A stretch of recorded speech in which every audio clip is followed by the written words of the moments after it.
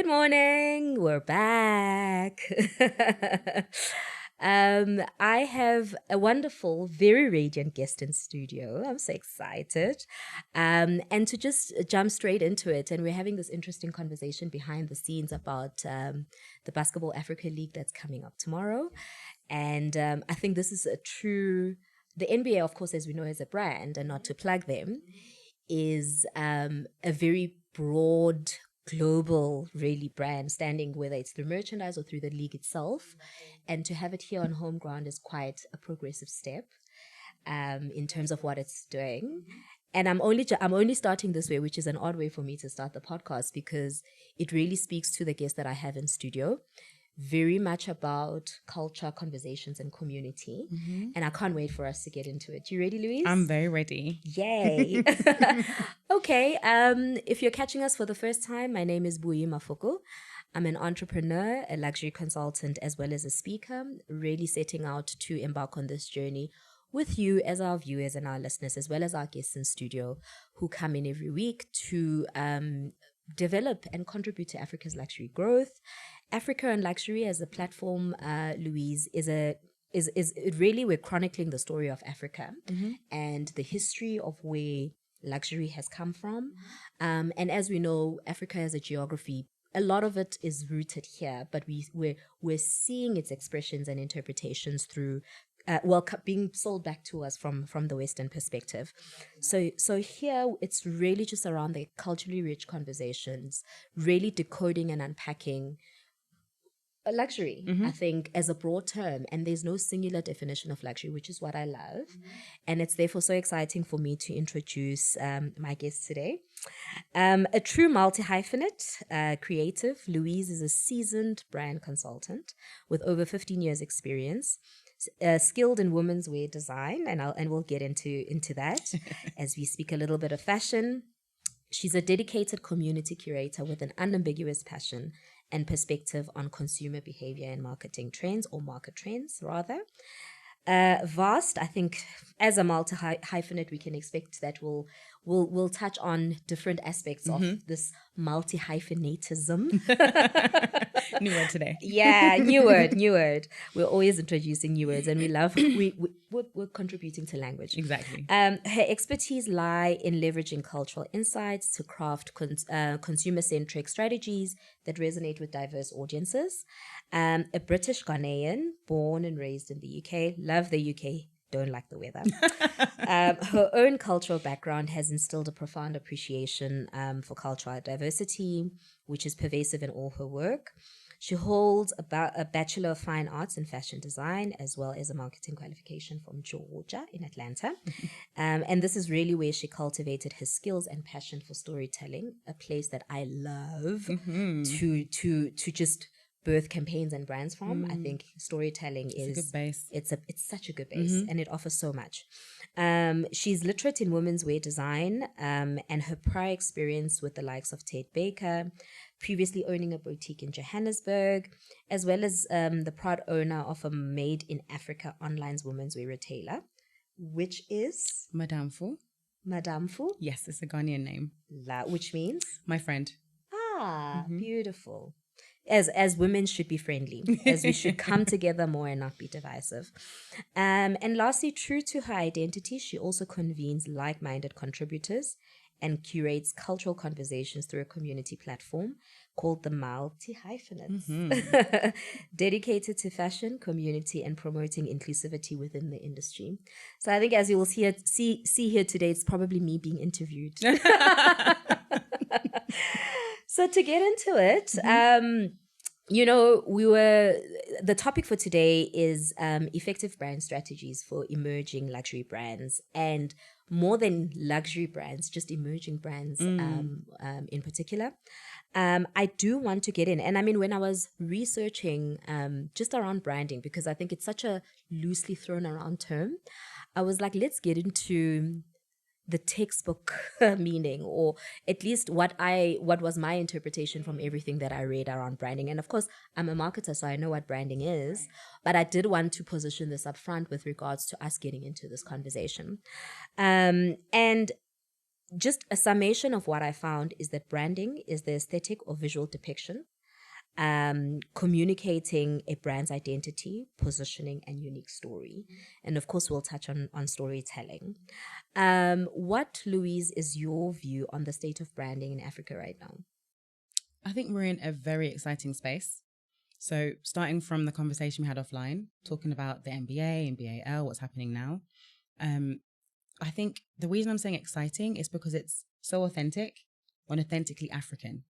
I feel like there was always a time we could be African because we are, but we had to be almost apologetic or slightly hiding. I get that. Do you see what I mean? So Muted. now I felt, you know, I'm wearing bright green, you're wearing bright yellow, orange. Ooh. We're, you know. I actually picked that up when we walked in this morning. I was like, the girls are up. We're here and we're African and unapologetic, you know? Right. And I think that's why it's an exciting space, because it's okay to be African and it is good to be African. And I think that's where branding at the moment is coming from.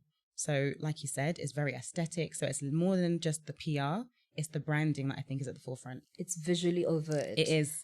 I love that because it you know, also the perception of branding something, anything African felt almost tribalistic looking. Every time. You know, it needed to have like patterns and stuff like that.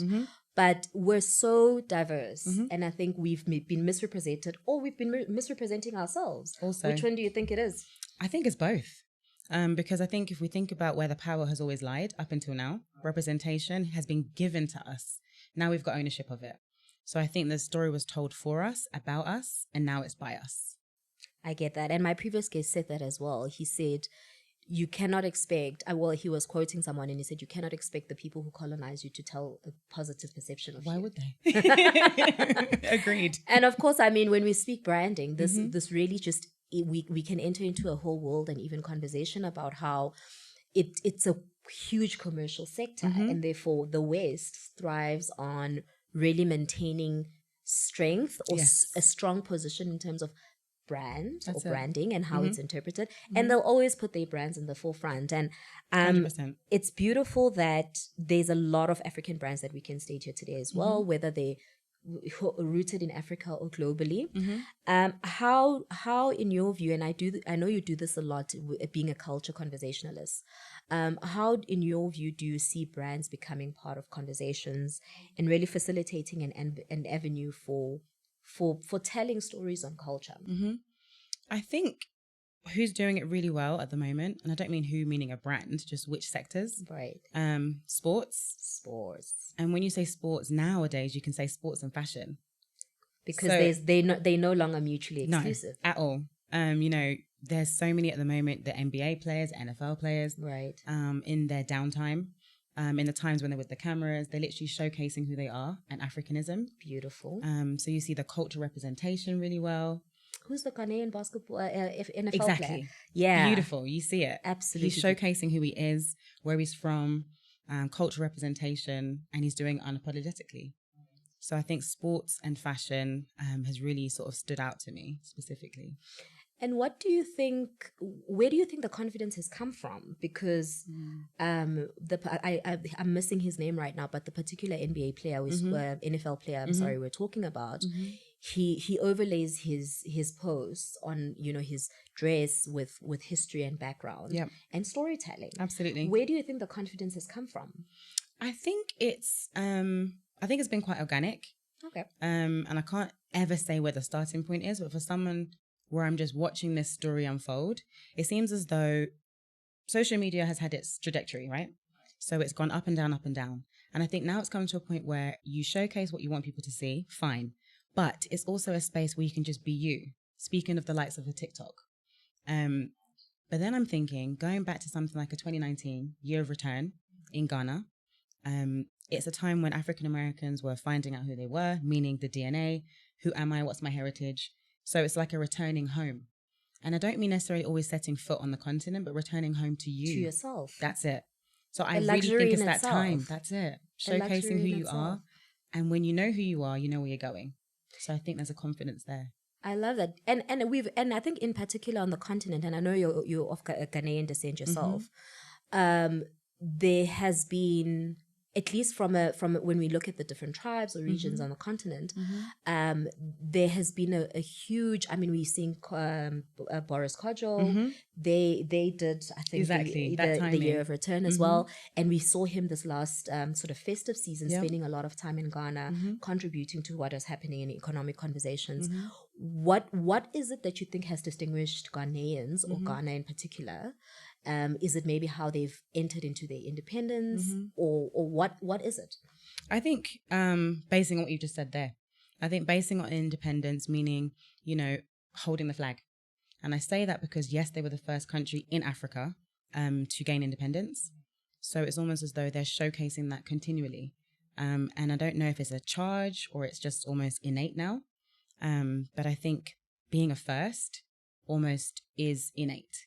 And when I think about just even the fact of the Year of Return being 2019, you think about the coastline, that in itself is a story that is organic. So, right. I get so much history there. That's it. And I love how a country that clearly was part of a central part of the slave trade has managed to turn that narrative, the power of story. That's it. And really begin to have a conversation with the world about the narrative, or at least the perception that they want to have on it. Really, a reclamation of self and identity. I love that. And what considerations, I think, with that, would you say that brands should be mindful of when creating for consumers who are African or of African descent? Because you could be meeting this consumer in the UK, but they're African, and they clearly have a strong connection to where they come from. And given the diverse cultures on the continent, what should brands really be mindful of when creating for consumers that are African? I think it's being mindful of just maintaining authenticity. And, yes, it's a buzzword, but if you really understand what authenticity is, it's something that shouldn't feel forced. It shouldn't feel, lack of a better word, kitsch. You don't want to be cringing because it's, like you said, so tribal. But if it is tribal because you're showcasing something that's cultural, do it in a way that's natural. That's natural to see what I mean? To the tribe. Because it is. We don't have to always show the castles we want people to see because we have them. If we're showing the dusty roads, show it in a way that's authentic. I love that. I love that coming from you, because we're also multi-diverse. We're not one-dimensional as Africans. We can be educated in the West or born globally or anywhere outside of Africa and still manage to be African and participate in traditional ceremonies and dress, wear a suit alongside, or a head wrap, for instance, So I quite love that we don't have to be the single story. And who is it? Chinua Achebe? No, it's not Chinua Achebe. It's the poet. She speaks about the danger of a single story in her TED Talk. Yes. And I really think that has remained such a distinct piece of literature, because I suppose it's something that we're constantly subjected to as Africans as well. And as a result, brands who completely miss their authenticity and creating for this consumer base are at risk of being single-minded in their strategies. Exactly that. So I read an interesting piece of research as I was preparing for this episode, and research right now is showing that consumers connect deeper with brands that deliver on the promise of authentic storytelling, and we've just spoken about this, emotional appeal, and managing to evoke joy, so like a humor and a joyfulness. And I think naturally, coming out of a major pandemic, living through a war, and everything that's currently a culmination that's going on in the world right now, that is people are driving towards more joy, more happiness, as well as just the authentic storytelling and sort of emotion. What are some of the trends I think that you're seeing in your work, in your campaign, in your creation, and insights that are informing what audiences are looking for in the brands that they consume or interact with daily? I think what you've just said, all of those major life occurrences is what we're sort of looking to and looking for. Meaning, again, it's that authentic nature of how to tell a story. So I think what they're looking for is understanding the psychology of the consumer and making it very consumer-centric. So in saying that, it's, can you see yourself in this? So is it a real-life story? Can you really put yourself into this? When you think about, I don't know if it's an MTN ad or something that's happening at the moment, it's the twins. I don't know if you've seen it on TV at the moment. Right. Yeah. So it's children looking at that, understanding that there's a life cycle of school and competition. And, you know, so I think in my mind, it's seeing yourself in something. So it just seems that more authentic. Can you place yourself in that moment? Right. Have you been through it before? Will you go through it at some time? So a deeper connection, because I think brands the days have passed where brands are peripheral things. We are consuming, in fact, they're much closer to us, much more intimate to us. And more than anything, even beyond humans, because another thing that COVID has highlighted is that there's a lot of people that are living solo. Yeah. And what are the cracks or vulnerabilities that presents? And there's brands that have roles to play in that. Are there any other brands, maybe African brands in particular, that you're enjoying? I mean, I could even reference the BAL, the NBA itself, in terms of what it's doing on the continent, because that's a good one. Even preceding this moment, they've always managed to be on the continent and to transcend just being an American league or organization. What are some of your thoughts on the brands that are really just, you know, where you see the strategy, you know, because we sit in the background and we craft strategies, but sometimes they don't land as well, but that are managing to really transcend borders and transcend regions and transcend sectors even, because you spoke about how sports and fashion have this hybrid relationship. We're seeing it in streetwear, where there's brands that traditionally were not streetwear brands are now realizing the need to have streetwear brands.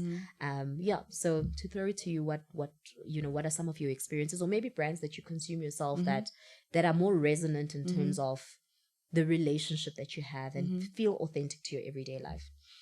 I think one that I really love at the moment, I actually don't consume, but I consume the advertising, is Coca-Cola. Okay. And the reason I say that one is because coming from the UK, you see the ads that are out there. Coming to South Africa in particular, you see how Afrocentric the ads are. And it's just so amazing to see. You've got music that crosses over into it because of Coke Studio, fine, fair enough. But you've got these amazing black stars. You've got amazing Black influencers and an amazing family setting. Right. So it really just lets you understand that Coke is universal, we know that. But for a brand that in my mind is so Western, to see it in a light that's very African, I find it makes me smile. Love that. It makes you happy. It does. Because you see, you know, the ads, it might be an individual, like you said, solo representation, and you've got the family setting. And it's actually okay to have the full family setting. Right. And it's to say that the nuclear family does exist in Black culture. It does. And it's just promoting positivity around Blackness. And that's just Coca-Cola. Find it amazing.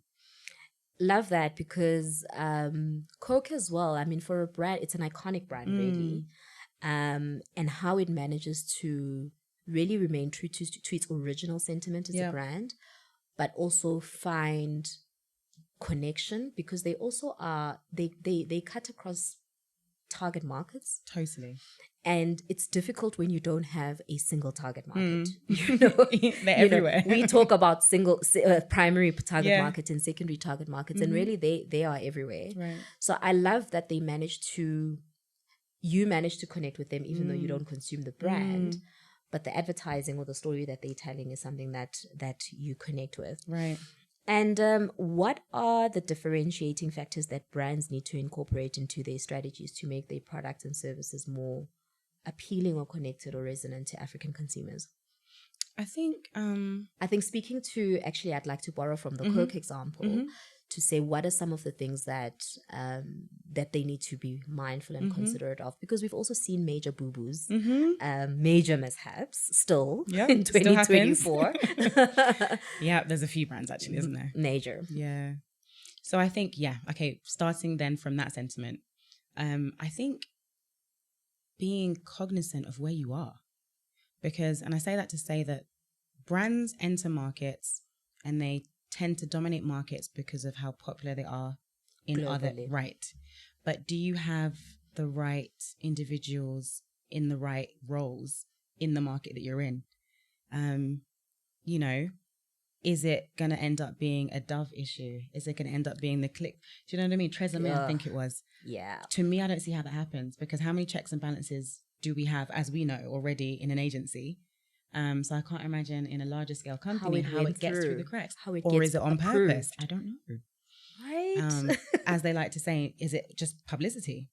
Is it negative? Can they just wait? So it's things like that. It's being cognizant of where you are and not being arrogant to think that you're in a space and we know. Connect with people who are there, because they've got the eyes and the ears on the ground. Yeah. I think an example like that, the retailer you've just mentioned, was a most unfortunate one, given that you would expect that by now we've educated ourselves on hair. Unbelievable. Broadly, because South Africa or Africa has all these Rainbow women. Nation. And Tresemme is not just being used by not a particular population group. Very counterintuitive, I guess. And I think this is where we also probably have been sleeping in ourselves for a long time, but I see we've woken up to it in that there's opportunities for Africans in Africa or globally, Africans in the diaspora to create for people like us. That's it. Right? So international consumers, another stat I read, international consumers are drawn to unique ingredients and cultural heritage, whereas African consumers are increasingly looking for products that cater for their skin and hair needs. And we've just almost preempted that this was coming.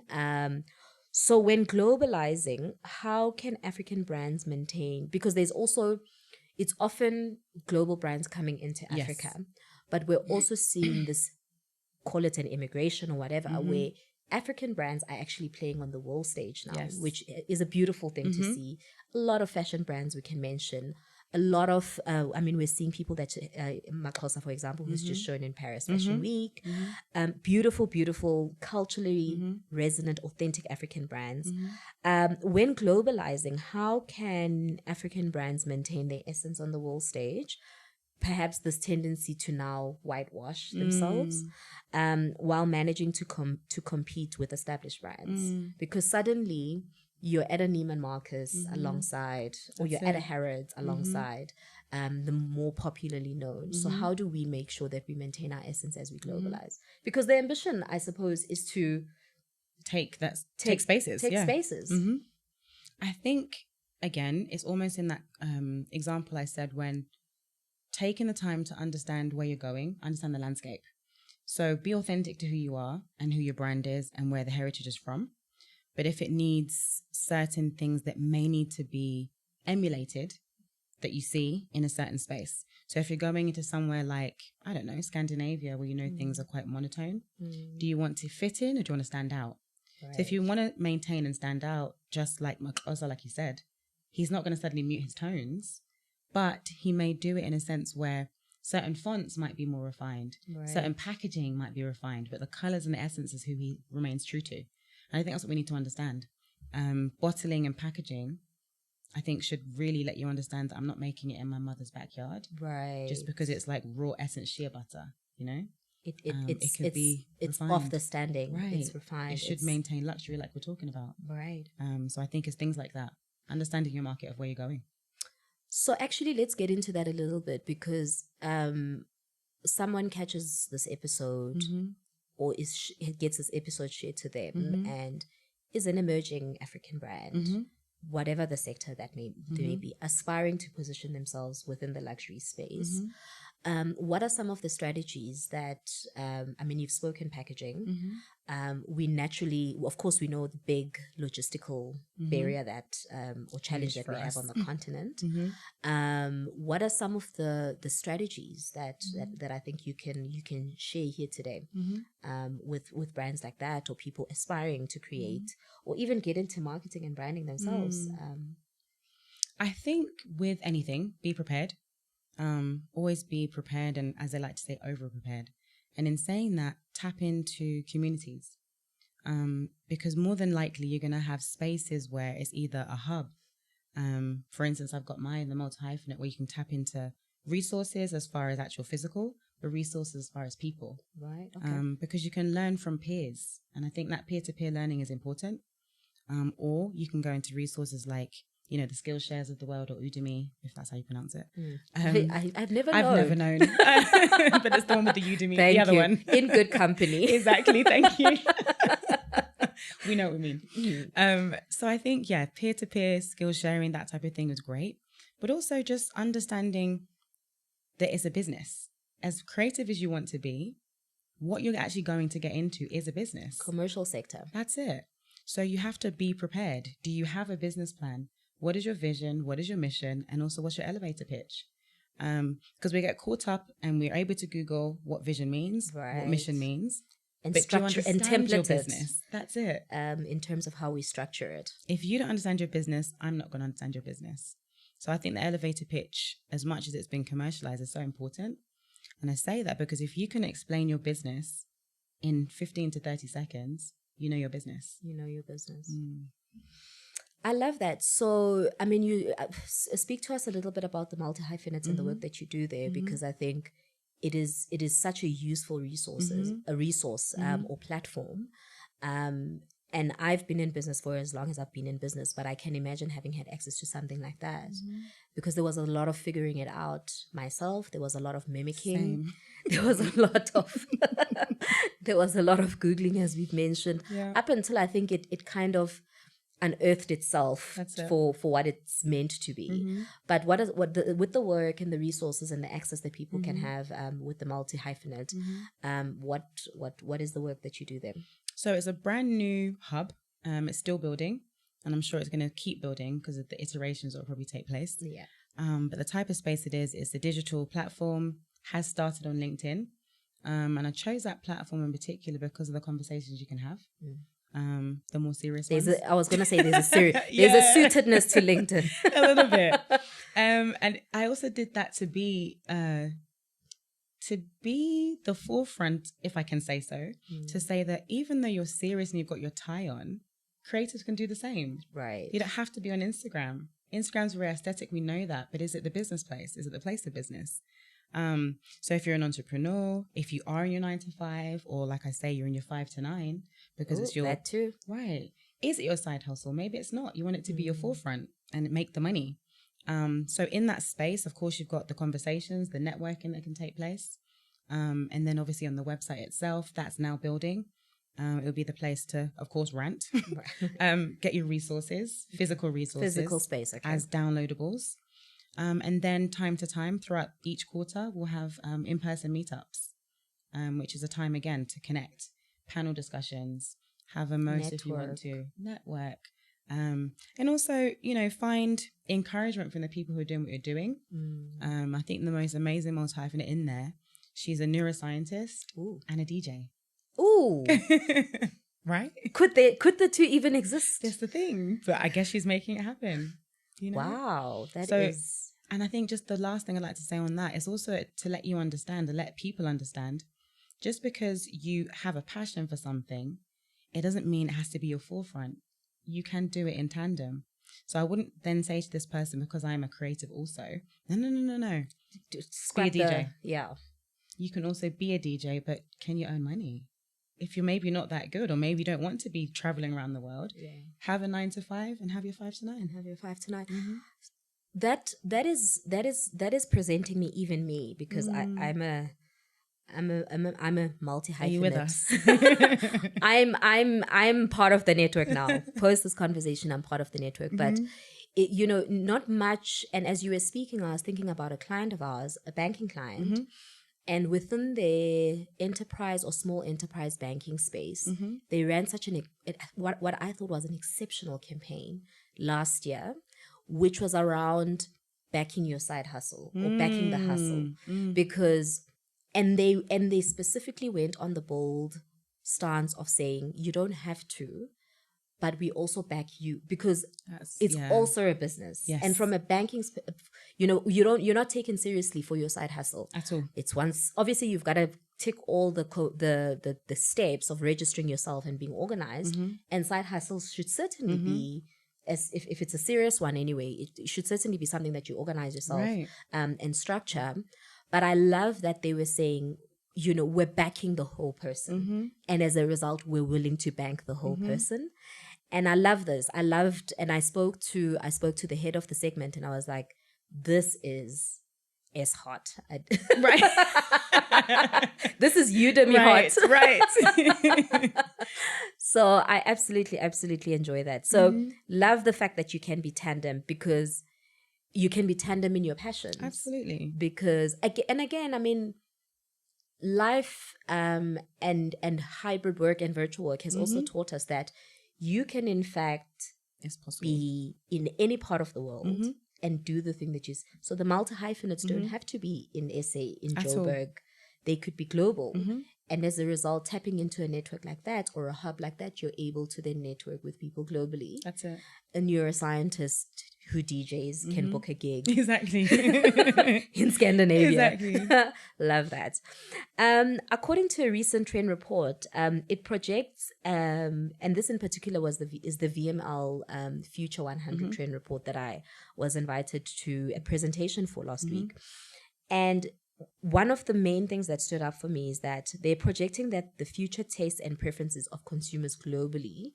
So they do this vast and very elaborate study of looking at consumers globally, but projecting future trends, insights, and sort of that can help brands, right, or companies or corporates or organizations shape, plan, and really project their strategies going forward. So they stated that, future tastes and preferences of consumers globally, they're seeing that consumers are beginning to rebel, which I can see. I can actually see how we're becoming a little bit more riotous around our relationships with brands, because there's been a discontent maybe that's been growing or whatever that may be emanating from. They say here there's an emerging desire for them to interact with less superficial brands and a greater shift towards brands that offer them remarkable experiences pervasively and, consistently. Yeah. So don't come at me with a single campaign that's remarkable or gives me a remarkable experience, because I don't consume the brand just for the campaign period. I probably consume the brand anyway. You spoke a little bit about social media. Do you think it's the cure or the cause of really just good or bad branding? I think it's both, actually, interestingly, because it's also a space where almost everyone and their cat is an expert. And their mother-in-law. Do you know what I mean? So it's like, okay, let's all have a kumbaya moment and we're all experts. But, so you have to kind of break through the noise. That's one thing. Declutter yourself. Absolutely. Keen to know how. That's an interesting one. And there's ways, I think, to do so. But I think it's also made it that, again, back to the authenticity and the storytelling and making things a lifestyle, because it almost never turns off. It's a consistent ad, sure.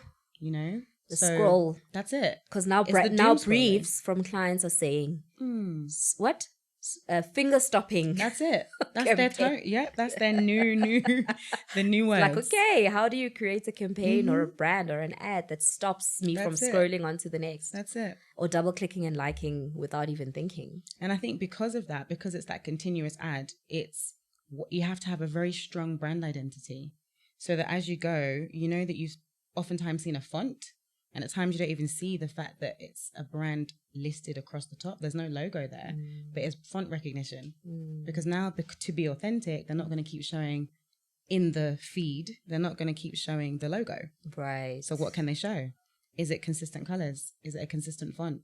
So I've noticed with me anyway, maybe because I'm in the space, but I recognize certain things. Fonts. Yeah, like I can close my eyes and see the Vogue. You know who it is? Yes. See the Coca-Cola font. Do you know what I mean? See the... So I think those things, making it recognizable through the clutter, is probably what's needed. Not everything's logo everywhere. And also there's been a huge, when we're seeing in luxury, there's been a huge drive towards less logo. Minimalism, and minimalism. That's a key consideration, I suppose, because as a brand that's starting off or emerging, you want people to... recognizable. So it's kind of like...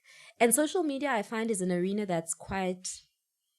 And depending on which platform you're looking for, and I find that TikTok's doing some amazing things with regards to just people becoming a lot more authentic in that space. Yeah, definitely.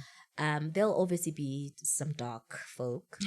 And Instagram, of course, is a beautifully curated, as you said, aesthetic or visual platform. LinkedIn is very much wordy and educational and academic, and so, you know. So how actually the considerations for brands that are also marketing themselves, you know, the tonality and how they play and exist in the different platforms on social media. You know, what are some of the key pointers there that they can take away from this conversation? I think understanding how to differentiate yourself. Like you just said, you literally just gave us the rundown of how these platforms differ. And I think, again, if you have the understanding of what your brand really is and what it means, you'll know that if I'm on these different spaces and have to be showcasing these different ways, but I'm still true to the essence of what the brand is. So I think understanding your brand fully, then you'll be able to have an iteration anywhere. It's almost like if you know yourself, you can be yourself anywhere. Just because you're wearing different clothes doesn't mean you're not you. Yeah. And should we be on all platforms as brands? How do we make the decision? Because even in my own business, like I'll often, you know, like I'll have like my digital strategy team say, no, we should not be on X. Right. Because of, and the PR guy will say risk or reputational. Right. So how do we make the decision actually to be on which platforms? I think, again, because if you understand and know your brand, and it's not something that is just a given. So people often, that's why we exist, you know, you do brand deep dives for brands that already exist. Do you really know your brand? So I think when you know your brand through and through, you'll know who your consumer is. So it's down to the consumer, because you shouldn't just be doing what you're doing for you because you have the brand. Who is it for? Who's consuming? Who's buying? So consumer buying habits, consumer habits in general. Where's the consumption taking place? Behavior. That's it. You have to really understand the psychology of who you're talking to. Yeah. And if you don't have that expertise within your wheelhouse, hire someone. Yeah. Let them understand who your consumer is. Like that's it. The multi-hyphenates, because you're getting minds there. That's it. That are experts in the different facets of branding. That's it. Love that. I must preface this with saying, I hope you state the example I'm thinking of. Oh, okay, go. Pressure. So which brand partnerships have changed the landscape for just the future trajectory? Ooh, it's a Friday. Weekend is here. Udemy. Anything I don't know is Udemy. I think so. The future Udemy of the future trajectory of influencer collaborations. And you and I spoke about this offline. And so this is the example that I'm really hoping you bring here, because it's made such a strong impression on me. Okay. So I was actually, it could be one or the other. So I'm going to go with the one I was going to go with, and then we can talk about yours, because I think you can bring it in. Quite similar, probably. So the one that really stuck out to me, now as you're asking this question, is the NFL. And I say the NFL because that same player we're speaking of, he's actually gone home to Ghana, and he's created... I don't know if he produced, directed, brainstormed around the ad. And when I say the ad, it was an ad for NFL specifically. It was a teaser at the beginning during the whole NFL in the US, which is a market that is, NFL is American football. Right. I mean, it's in the name. Right. It doesn't really go further National than that. League. Do you know what I mean? Football league. That's it. So the beauty of tying in Africa into the advertising, and that was literally just to say that there's... an NFL camp in Ghana, a training camp. Wow. Right. Which is something that isn't really natural to Africans in general. Isn't. Much like what we're going to speak about, I think, the NBA/BAL. So just to see that it's culture, it's transcending countries, it's transcending just the thinking of what is the norm. And it was done so authentically to the point where you're showcasing the most colorful, vibrant market. So you weren't showcasing the beauty in what the West would assume is beauty. It's beauty to us because it's natural, it's authentic. It's the mamas, it's the chilies, it's the colors. It's a schoolboy running through the market with the NFL players. Beautiful. So you've got America there, the strength of blackness there because of the players that came, and then the strength of African country that's like the mighty little warrior that's Ghana. Wow. Okay, that has trumped the example I was thinking. No. But bring so it in. Beautiful.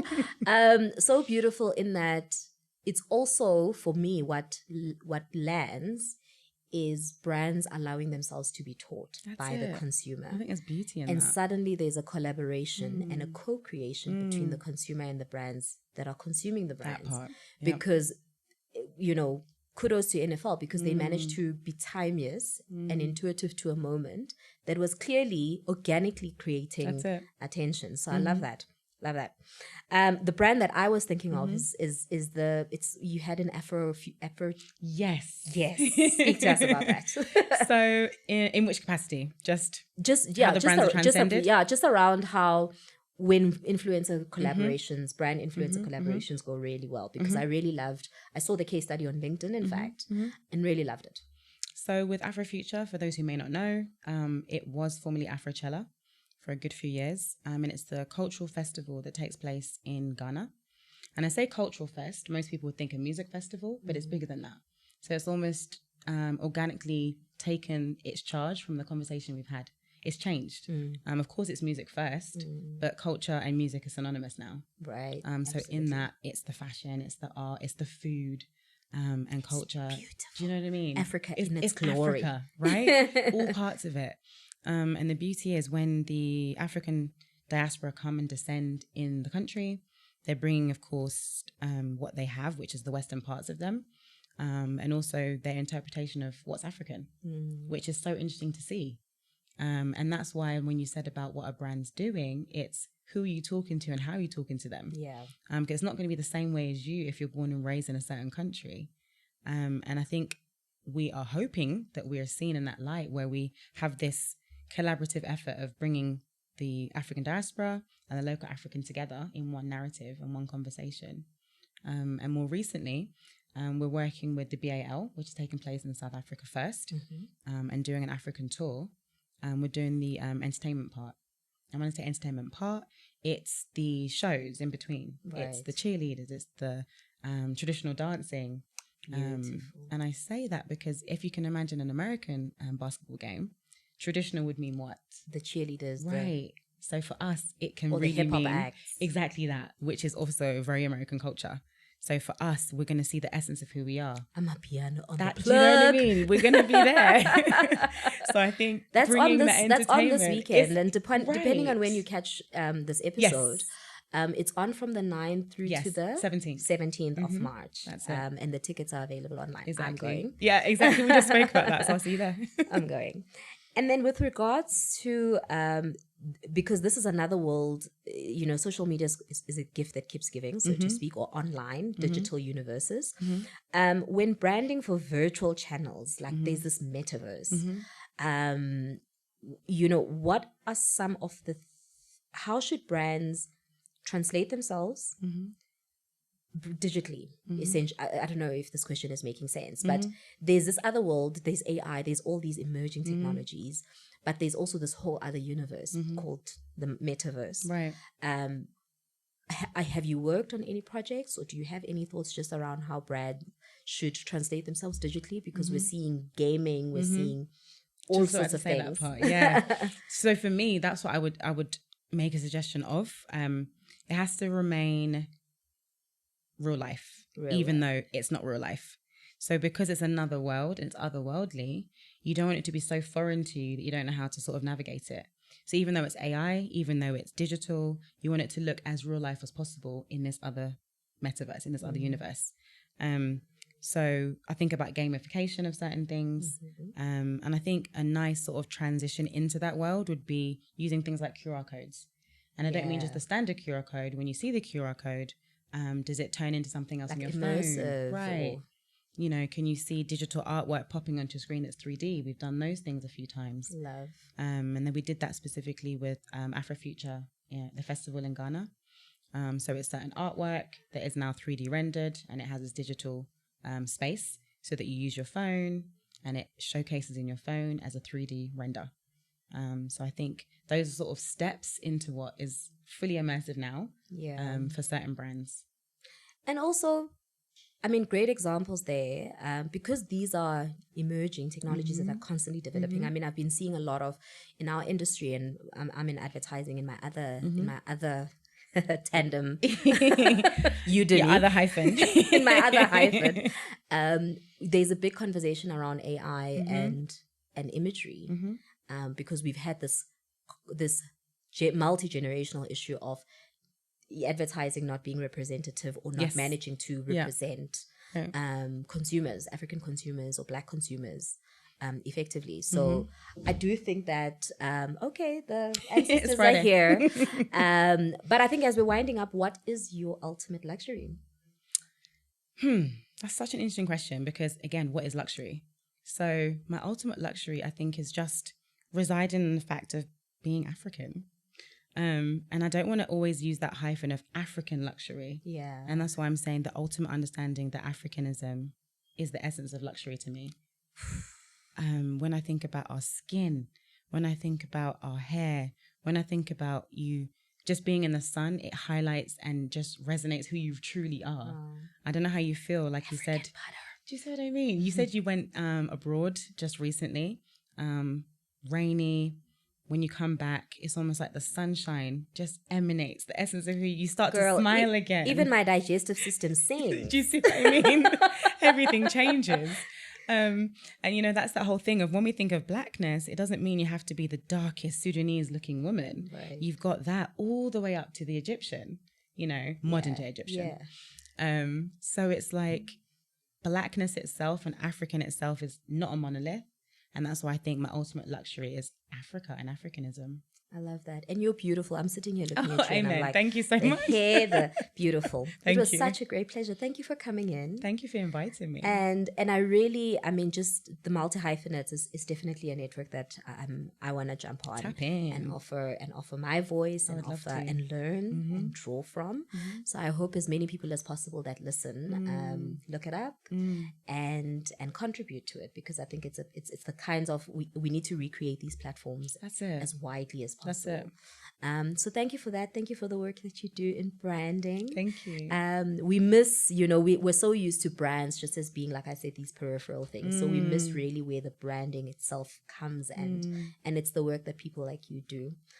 So we're grateful. Thank you so much. It's a wrap. I'm back at you. Thank you so much. Thank you.